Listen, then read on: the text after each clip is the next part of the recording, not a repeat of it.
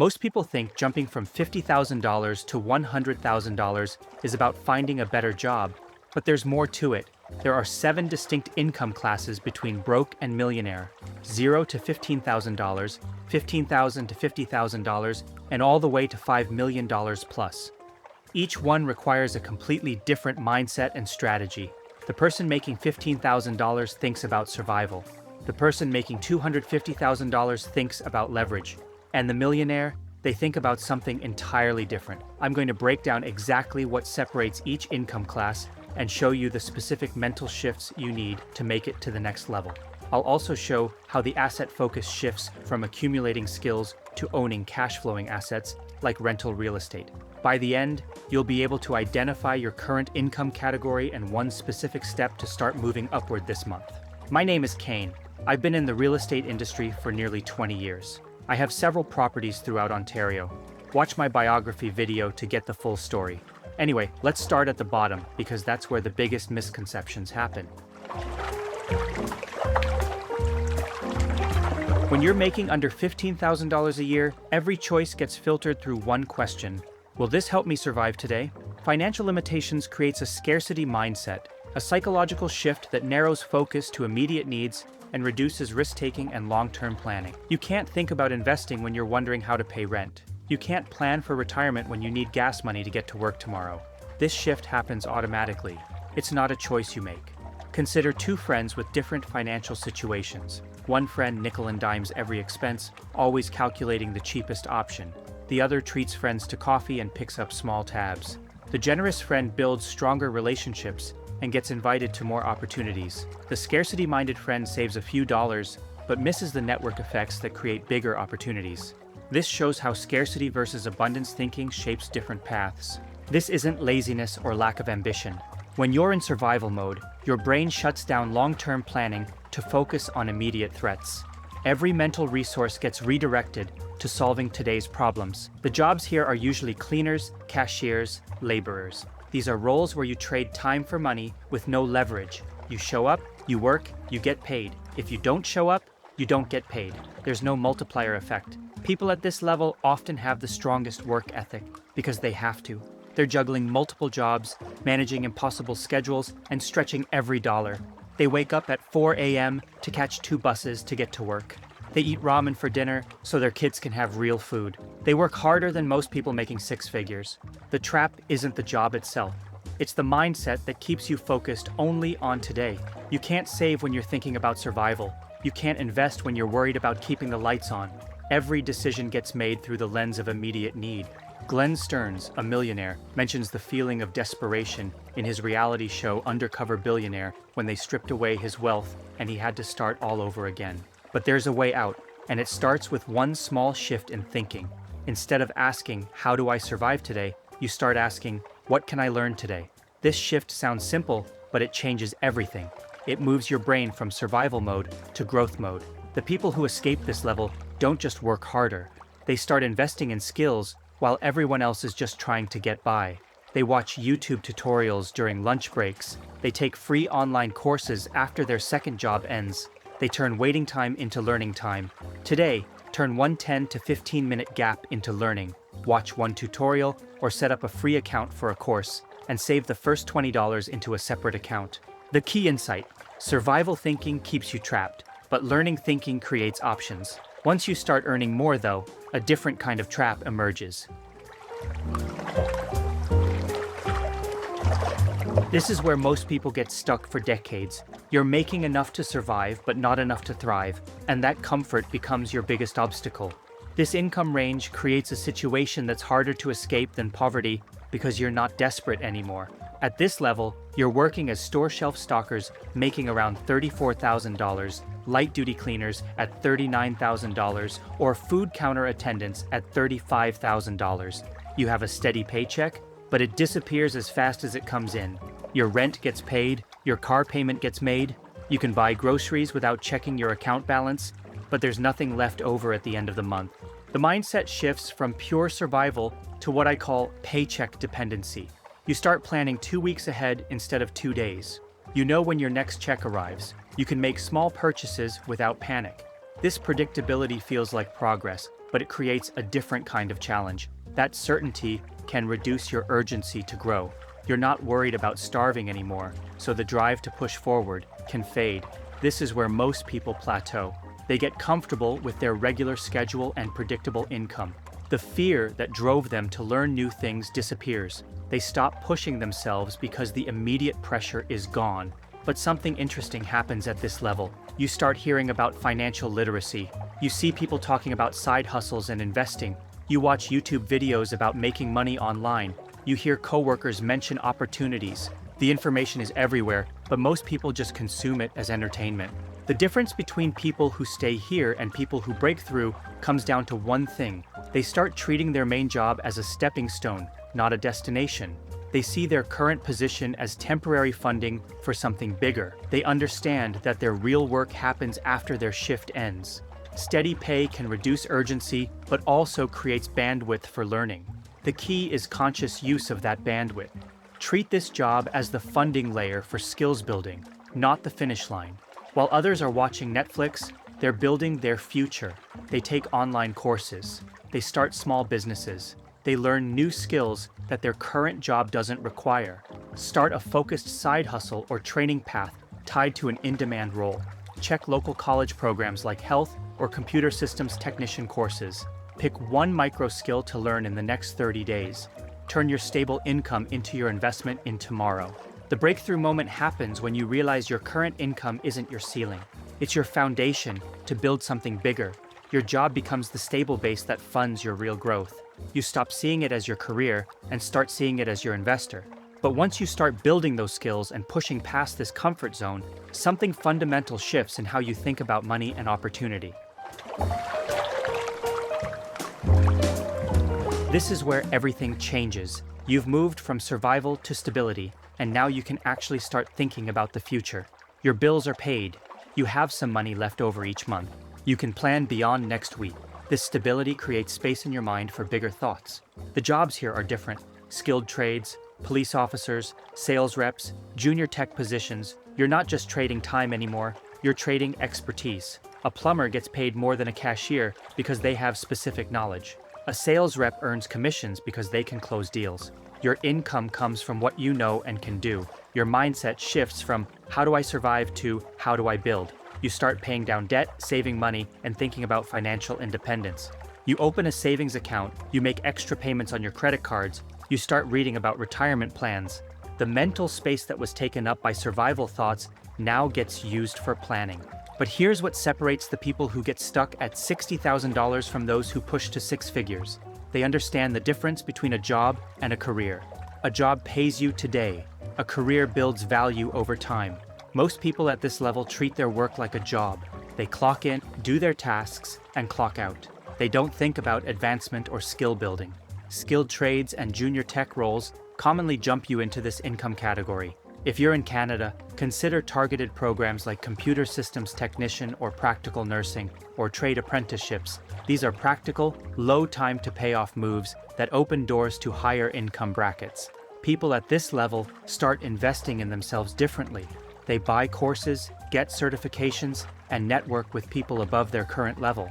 They join professional organizations, they attend industry conferences, they invest in tools that make them more productive. The spending habits change too. Instead of buying things, they start buying opportunities. They invest in tools, education, and experiences that grow their income. A carpenter buys better equipment. A nurse gets additional training. A tech worker learns new programming languages.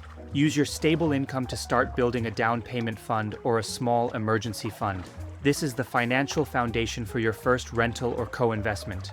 The people who break through keep living like they make $40,000 while earning $70,000. They bank the difference and invest it in their next move. The trap at this level is lifestyle inflation. You start making more, so you spend more. People that surpass this income category resist this urge and instead focus on building their financial foundation. This is where you build the foundation for everything that comes next. But reaching that next level requires a completely different approach to how you think about money and success. Most people think they've made it. They see that first digit change from 5 to 6 and feel like they've reached the top. But the people who stay here versus those who keep climbing have completely different approaches to money. Six figures feels like wealth, but it's really just the beginning. The roles here are senior professionals, managers, healthcare specialists, small business owners. You're not just skilled anymore, you're valuable. Companies pay you more because you solve bigger problems or manage important projects. In Canada, many junior to mid-tech roles reach this income category. Your income reflects the value you bring. Your mindset shifts from building stability to building wealth. You start thinking about investments, passive income, and long-term financial strategy. You open investment accounts. You research mutual funds and index funds. You think about retirement in real numbers instead of vague hopes. The mental space that was once focused on paying bills now focuses on growing money. But there's a dangerous trap at this level that catches almost everyone: lifestyle inflation on steroids. Financial writers show that many six-figure earners lose ground to lifestyle inflation. Saving a fixed percentage, automating investing, and avoiding instant upgrades are proven defenses. You start thinking you're rich, but you're not. You see that six-figure salary and think you deserve a bigger house, a nicer car, and expensive vacations. The lifestyle creep happens fast and hits hard. The people who break through this level do something that seems wrong. They live like they make $80,000 while banking and investing the rest. They keep their old car, they stay in their smaller house, they invest the difference between what they make and what they spend. This creates real wealth instead of the appearance of wealth. They start understanding leverage, not just financial leverage, but time leverage. They hire people, automate processes, and create systems. A manager hires assistants to handle routine tasks. A consultant creates online courses that sell while they sleep. They stop trading time for money and start trading systems for money. This is where you start seeing the power of multiple income streams. A manager might have rental properties, a consultant might have online courses, a healthcare specialist might invest in other businesses. They don't rely on one source of income anymore. The spending mindset completely changes. Instead of asking, "Can I afford this?" they ask, "Will this make me money or save me time?" Every purchase gets filtered through return on investment. They buy things that grow their wealth or free up their time. Automate 20% of income into diversified investments. Lynn Alden's framework shows increasing the gap between income and expenses and investing. The difference is the simplest path to serious wealth over time. Six figures is not the destination. It's the launching pad for what comes next, where earning money becomes something entirely different. At this income category, you swap hours for systems and teams, a recurring theme in entrepreneur interviews and business growth guides. You're not just earning money anymore, you're creating it through leverage, systems, and strategic thinking. The mental shift here is huge. Instead of trading your time for dollars, you start trading your ideas and systems for dollars. The people here are senior executives, top salespeople, specialized doctors and lawyers, successful entrepreneurs. They've mastered the art of multiplication. A senior executive doesn't just manage people, they create systems that manage people. A top salesperson doesn't just sell products, they build sales teams that sell products. They understand how to multiply their efforts through other people. Your mindset shifts from growing your income to protecting and multiplying your wealth. Every decision is filtered through efficiency and leverage. You stop asking how to make more money. You start asking how to make money work harder for you. Every choice gets measured against time saved and money multiplied. But here's what most people don't understand about this level. The jump from 100,000 to 500,000 isn't about working 5 times harder. It's about thinking completely differently. You can't work 5 times more hours in a day. You have to work 5 times smarter. This requires a mental rewiring that most people never make. Consider paraphrasing Ollie Richards' take. Entrepreneurs at $100,000 to $1 million focus on simplifying product offerings and building repeatable systems. Instead of doing everything themselves, they document processes and delegate execution. Their income multiplies while their time investment stays the same or even decreases. People at this level start thinking in systems and processes. They ask different questions. Instead of asking how to do something better, they ask how to do something once and get paid multiple times. Instead of asking how to work harder, they ask how to get other people to do the work. Every task gets filtered through these questions. Time becomes more valuable than money. They'll pay $100 for grocery delivery to save 2 hours, then use those hours to make $500. This creates a positive cycle that compounds over time. The investment strategy changes completely. They're not just putting money in index funds, they're buying businesses, real estate portfolios, and creating multiple income streams. They invest in things they understand and can control. They look for investments that generate cash flow, not just appreciation. Start documenting a repeatable process you do every week and test delegating it to a junior person or a contractor. That small move begins the leverage cycle. As you add income stream, get a basic advisory call to set up accounting and tax structures. It pays for itself. The biggest trap here is complexity. With more money comes more options, and many people get distracted trying to optimize everything instead of focusing on what works. But making it to this level is just the beginning of understanding how real wealth gets built. At this level, you've reached the top 1% of earners. But the difference between someone making $1 million and someone making $5 million isn't just about scale, it's about legacy thinking. Your brain works differently when you have this much money. You stop thinking about your next paycheck and start thinking about the next generation. These are successful entrepreneurs, large company executives, finance partners, high-performing professionals who've built something bigger than themselves. They don't just run companies, they create companies. They don't just manage teams, they build organizations that outlast them. Their work becomes permanent instead of temporary. Your mindset shifts from personal wealth to institutional thinking. You're not just building a business, you're building an empire that can run without you. Every system you create, every person you hire, every process you build is designed to work whether you're there or not. Your goal is to make yourself unnecessary to the day-to-day operations. The people at this level understand something that lower earners miss. True wealth comes from ownership, not income. Research on high earners shows ownership and equity rather than salaries explains the biggest jumps. This is why entrepreneurs and owners dominate here. They own businesses, not jobs. They own real estate portfolios, not single properties. They own intellectual property, not just ideas. Their wealth comes from things they control, not paychecks they receive. Financial writers document how disciplined saving and real estate ownership create the foundation for multi-million outcomes. The pattern involves converting skills into equity-bearing vehicles and building management systems that scale. Instead of chasing the next big opportunity, they focus on making their current ventures more valuable and systematic. They think in decades, not years. Every decision is about building something that will create value long after they're gone. They plant trees they'll never sit under. They start projects that will take 10 years to complete. They build companies that will exist for 50 years. Their timeline extends far beyond their own lifespan. The spending patterns are completely different. They'll spend $50,000 on a mastermind program or $100,000 on a coach because they know it will return millions. They invest in relationships, knowledge, and connections that compound over time. Money becomes a tool for creating more opportunities, not buying things. Risk management becomes crucial. They have teams of lawyers, accountants, and financial advisors protecting and growing their wealth. They understand that with great wealth comes great responsibility. They create structures to protect their assets and minimize taxes. They plan for scenarios that might happen decades from now. Focus on converting your best skill into an equity-bearing vehicle. Startup, scalable service, or buy and scale local business, and work with experienced partners and advisors. The research indicates partnering and building management systems are common paths to multi-million outcomes. The biggest challenge at this level isn't making money, it's managing complexity and staying focused on what matters most. With more opportunities comes more distractions. They learn to say no to good opportunities so they can focus on great ones.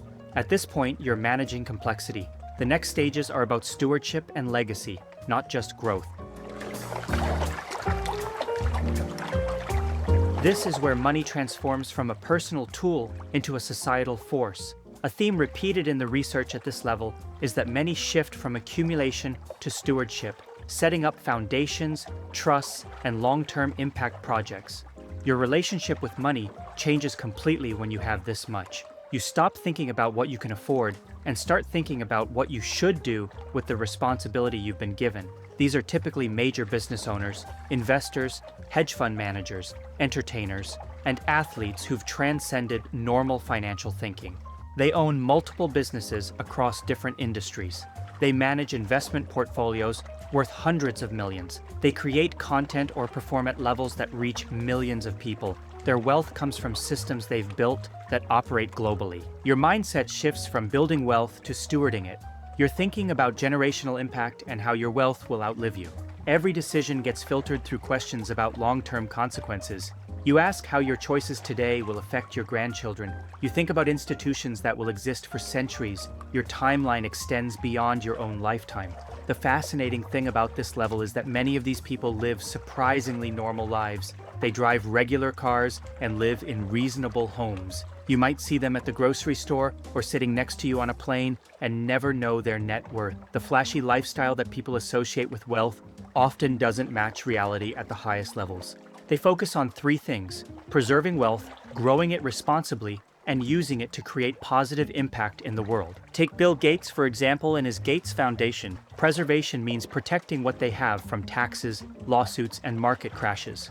Responsible growth means making investments that align with their values. Positive impact means using their resources to solve problems that matter to them. Risk management is everything.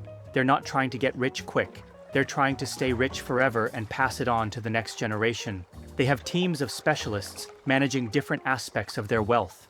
They plan for scenarios that might happen decades from now. Philanthropy becomes a major focus. They understand that true legacy isn't about how much you accumulate, but how much you give away. They create foundations that tackle big problems. They fund research into diseases. They build schools and hospitals. They support causes that align with their values and beliefs. Implement a governance team, legal, tax, investment, and philanthropic advisors, and set explicit mission and succession plans.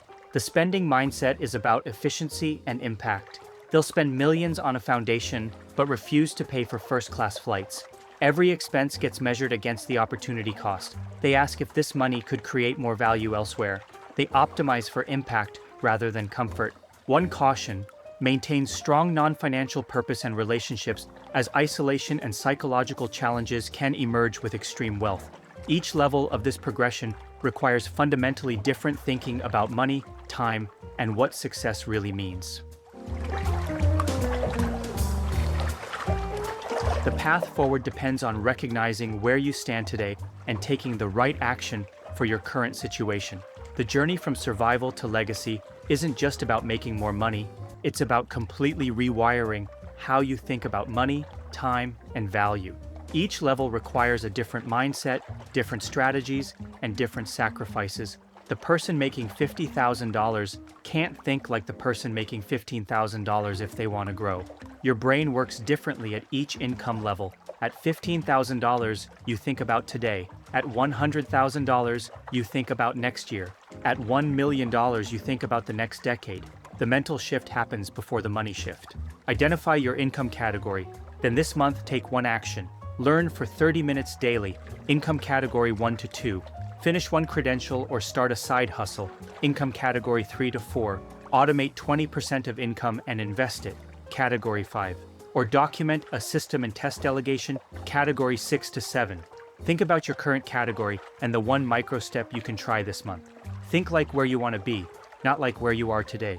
If you like this kind of content and would like to learn more about investing passively, watch my next video on how investing in mortgage investment corporations can earn you money while you sleep.